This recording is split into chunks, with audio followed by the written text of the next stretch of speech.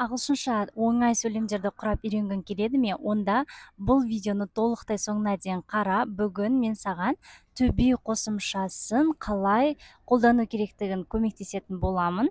Өте оңай әрі жеңіл түсіндіремін. Ал кеттігенше бастайық. Тіркеліп қоюды ұмытпа. Лайк бас, достарыңа жібер. To be қосымшасы бұл местоимениеге жалғанатын қосымша, яғни мен, сен, ол деген сөздерге am, are, is деген сөздерді қосып жалғап біз сөйлем құрайтын боламыз. Егерде мен өзімнің кім екенімді айтқым келсе, қандай екенін және қайда екенімді айтқым келсе, осы to be қосымшаларын қолданып сөйлем құрай аласыздар. Бұл өте оңай әрі база. Мен кіммін? Мен мұғалімін. I am a teacher. Сен олсың. You are boy. Қандай екенімді айтқым келсе, I am a beautiful. Мен әдемімін. I am so happy. Мен өте бақыттымын.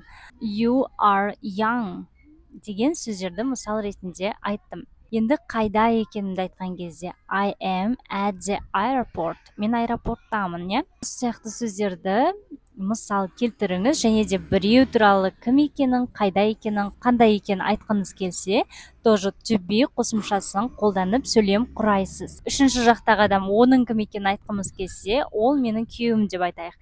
He is my husband. It is my laptop. Қандай екенін айтсақ, it is very big деп айтамыз. Ол өте үлкен деп, иә? Және де осы to be қосымшасы сіздерге түсінікті болса, сіздер де осындай оңай сөйлемдерді кім екеніңізді, қандай екеніңізді, қайда екеніңізді комментарияға жазып қалдырсаңыз болады. Сонымен қатар to be қосымшасы бұл етістік сөздермен келмейді. Осыны есте сақтаңыздар. Ал бүгінгі тақырып түсінікті болса, онда комментарияға жаңағы сөздерді келтіріңіздер мысал ретінде.